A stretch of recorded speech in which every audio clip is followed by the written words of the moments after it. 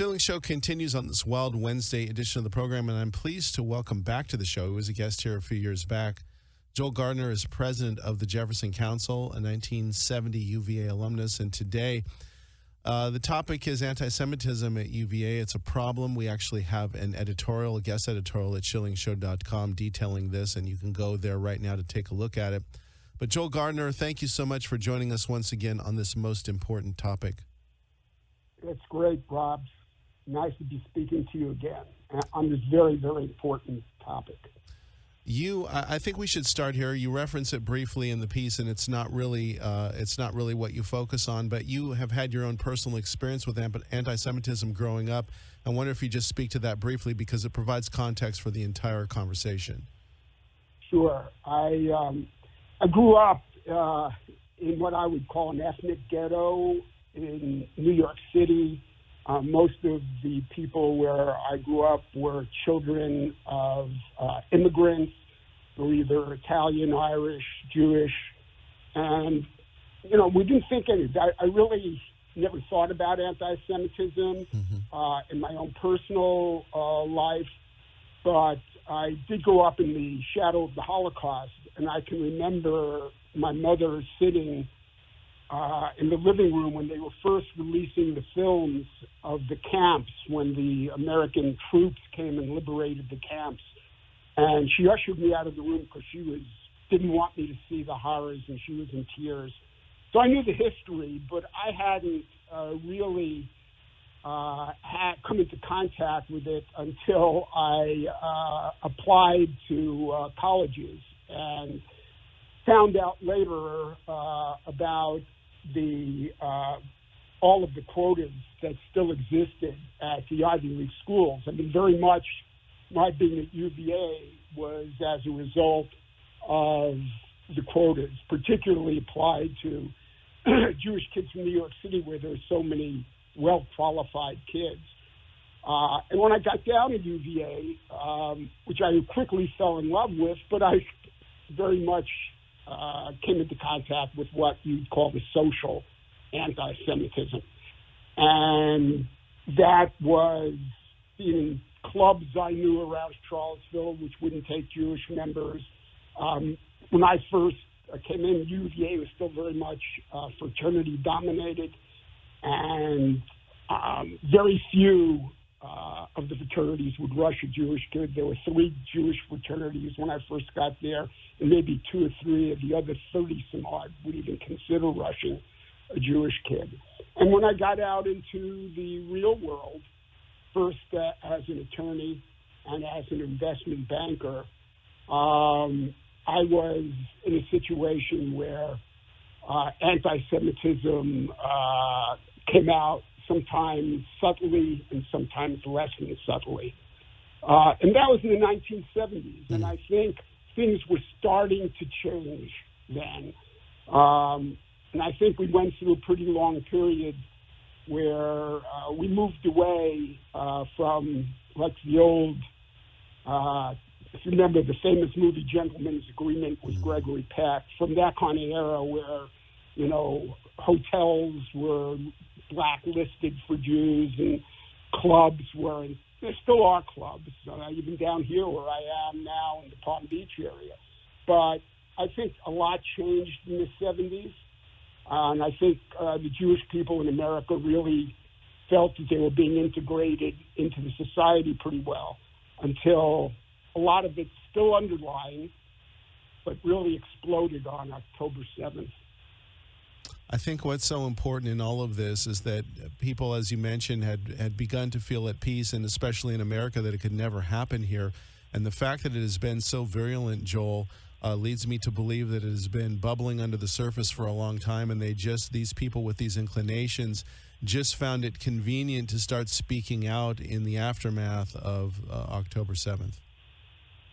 Well, what I find most horrifying is that religious Jewish students on ground in this day and age are afraid to wear their kippas or yarmulkes, you might call them, the head covering, or a Jewish star out in the open. They're afraid to wear them because of the verbal harassment and because the social media harassment. they've been targeted. And, I mean, who could believe on Mr. Jefferson's University, the author of the Virginia Statute for Religious Freedom, that this could happen in this day and age? It's shocking and appalling. We've got just a few minutes till the break here. We're talking with Joel Gardner, who will be with us throughout the hour. But I'd like to go to this because I do find it incredibly shocking that this is tolerated. But why, this is perhaps a key question, would they allow this at the University of Virginia without becoming involved in a meaningful way? I've thought about that a lot myself. I mean, I've had many people ask me whether I thought the administration were a bunch of anti-Semites. Therefore, I can't say that. I have not personally seen anything, but where I would say that. But I thought there really are two reasons, and anybody who knows me, whether they agree with me or not, knows that I'm very, very granular about UVA. I follow it very, very closely ever since the day I left the grounds after law school. I've had 2 children there. I've been on 4 boards there. I've led more than half a dozen fundraising efforts. I really know what's going on, and I know most of the players there. I've met and know them. And I think there are 2 reasons. The first being it's self-interested.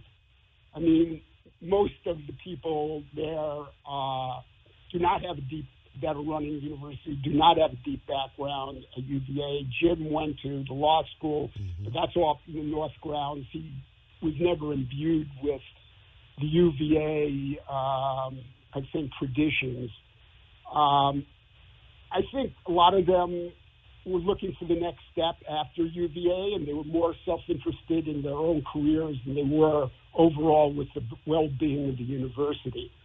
And being self-interested, there is no doubt that the anti-Israel, anti-Zionist, anti-Semitic group are louder, better organized, very well funded, probably most of it from the outside. They have outside direction.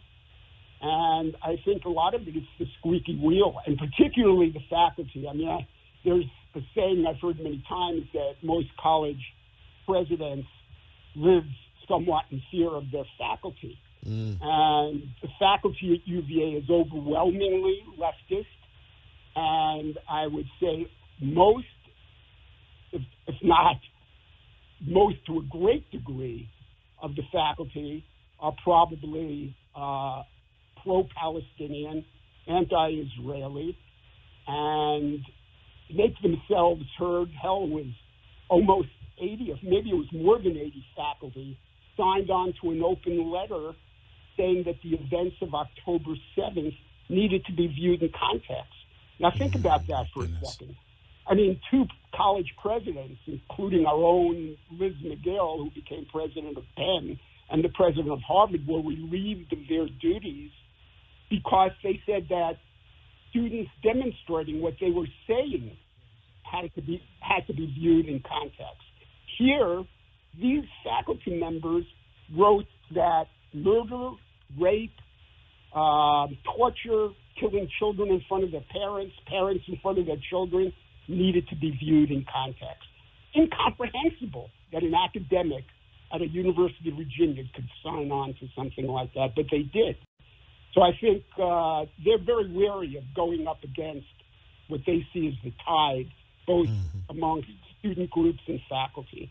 We're going to continue this conversation, this very important conversation, with Joel Gardner, who's the president of the Jefferson Council at the University of Virginia, on the long-standing and now very open problem of anti-Semitism at the University of Virginia.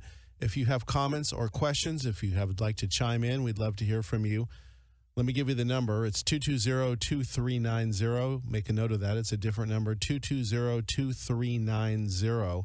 The Schilling Show continues, and for the rest of the hour with Joel Gardner. Stay with us. All right, the Schilling Show continues. Joel Gardner is our guest. He's president of the Jefferson Council and has recently written an editorial piece which is featured at shillingshow.com about UVA's long-standing anti-Semitism problem and how they seem to be ignoring it. The phone number is 220-2390, and Greg has been waiting online with the question for Joel. Go ahead, Greg. Hey, Joel, I'm going to make a statement. I'm a layperson. I'm not a professor. I'm a retired construction worker, but I've studied the Middle East and Islam. And in the tenets of Islam and Quran, there is no acceptance for the infidel.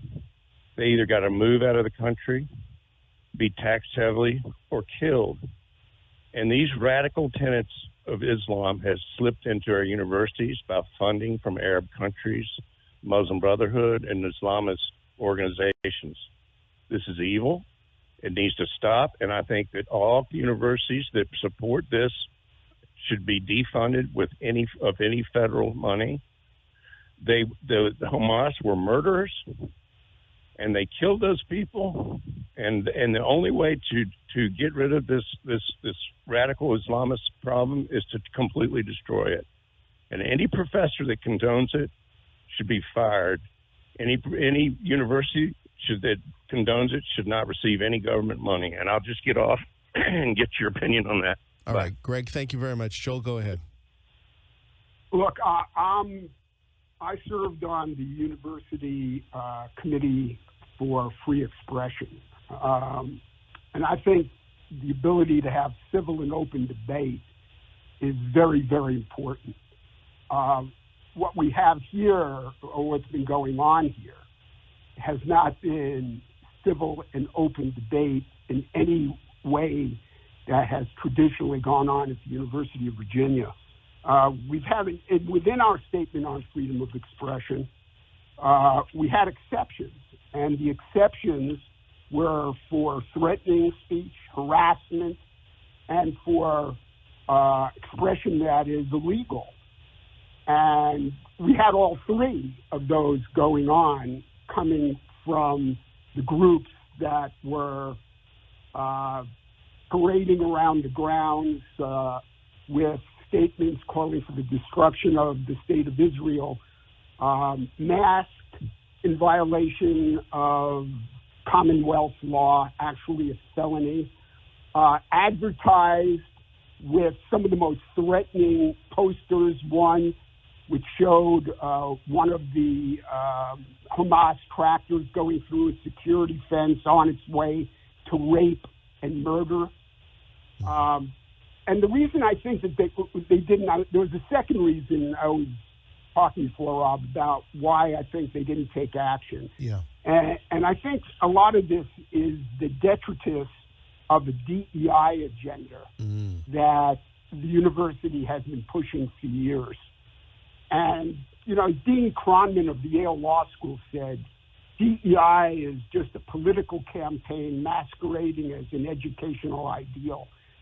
And one of the parts, or one of the tenets, and you've seen it as DEI has unfolded on college campuses, is putting people into vertical identity groups and then saying some of these identity groups are oppressed, and then some of those identity groups are oppressors. And for whatever reason, this administration, I believe, as has most, puts the Jewish people into the oppressor category, despite the fact that historically the Jewish people have been the most oppressed people in world history. From the Egyptians to the Babylonians, to the Romans, to the Crusaders, to the blood libels, to the throwing them out of the countries, up through the Holocaust. I mean, just 4 years before I was born, almost 40% of all the Jews in the world were slaughtered. I mean, you can't get very much more oppressed than that. And yet, I think they view, Jews as, oppressors or not oppressed. They're not considered to be marginalized people and therefore not to be protected. And this, again, is representative of a much larger problem on the ground, which is its pervasive use of double standards. The way, and I can give a lot of examples of that, the way that certain, either language or activities against certain groups are immediately responded to significant response. And when the same thing happens to other groups, there's no response. This is what I wanted to get to, and there was what I think is an excellent example of what you just referenced with the Homer statue, because that was perceived to be some sort of attack against or threat against black people. And the FBI was called in almost immediately. And what did they find? Yeah, they found that the perpetrator there had put the noose around the neck of a long-dead Greek poet, Homer, because I guess at the feet of Homer in the statue is a young child, and he did it to protest against what he viewed as child pornography or whatever it was, or taking advantage of it. It had nothing to do with race. But immediately upon that they found the noose, the administration went into virtually combat readiness, brought in the police, brought in the FBI, called it a hate crime, and then, of course, it was found to be none of that. But they will allow people to march down the lawn, probably violating two Commonwealth laws. One is the mask law, which is very intimidating when you're masked to hide your identity. The other was advertising the event by something that was clearly in support of Hamas, and it is against the law in the Commonwealth to give aid to aiding and abetting a terrorist organization, which Hamas is. And, shrieking for Israel to be destroyed, which is by state, the Commonwealth has adopted the International Holocaust Remembrance Alliance, the IHRA. They've adopted their definition of anti-Semitism, which includes denying the Jewish people a right to self-determination. So calling outwardly, loudly, vociferously calling for the destruction of Israel is by state mandate considered to be an anti-Semitic act. You've got people screeching anti-Semitic acts and acting in a belligerent and intimidating force manner, and the university officials say nothing about it. No comment. Zero. I wanted to clarify something because I think I know what you're alluding to, but I want people to understand this, because if they're not paying careful attention, they might think it was somewhat benign. When the chant is from the river to the sea, what does that mean very specifically? What are they saying?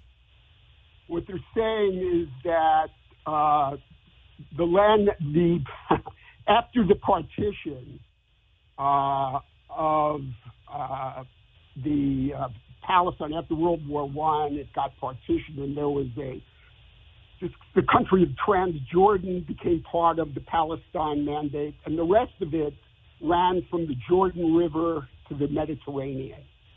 So that was from the river to the sea. After the 1940s, Israel declared independence after the UN had created the country of Israel. And immediately thereafter, Israel was attacked on all sides by 5 or 6 Arab armies, and they won that war. But what was left of that did not include Judea and Samaria, the traditional names of that area, which is now alluded to as the West Bank. And that became part for 20 years of Jordan. But when they're saying that from the river to the sea, they're saying Palestine should be everything west of the Jordan River to the Mediterranean, which of course includes the state of Israel. So it is pretty well known and accepted all over that chant means the end of the state of Israel and the destruction of Israel. I'm glad you clarified that, because many people hear it and they don't understand that's what it means. And you're saying, and I agree with you, that it's very clear that's what they're talking about. We've got one segment left. We've got a phone line open at 220-2390. We continue this most important conversation with Joel Gardner in our final segment of the Schilling Show in just a moment. Stay with us.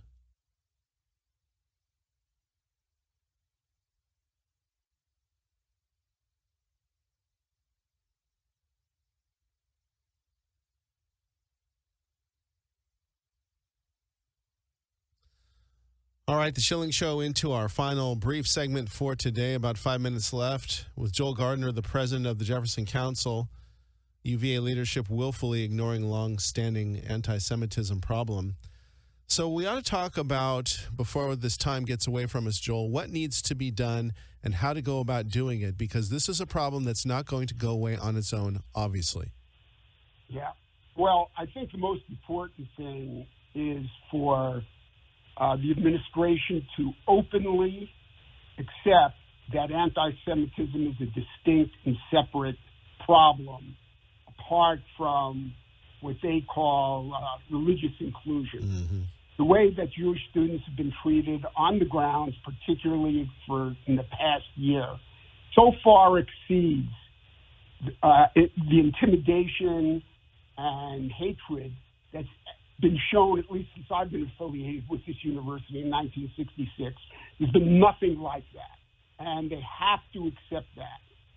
And we even had members of the board try to raise that issue in open session, and we're slammed down. We're told it could only be discussed in private. Well, this can't just be discussed in private. It has to be discussed openly. And I think the closest thing, the most outrageous thing recently was you had a Jewish student who was harassed and then threatened with a gun, and this administration has not said a word about it. So it's accepting the problem and talking about it openly. They should create a task force on anti-Semitism, not some vague straw man task force on religious inclusion.